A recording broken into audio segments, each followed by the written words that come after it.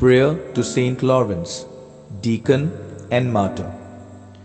O generous patron of the Church's poor, Saint Lawrence, pray to the one God, Father, Son, and Holy Spirit, that all the poor of the Church in need, in every corner of the world, may feel the effects of the love of their brothers and sisters who seek to help them.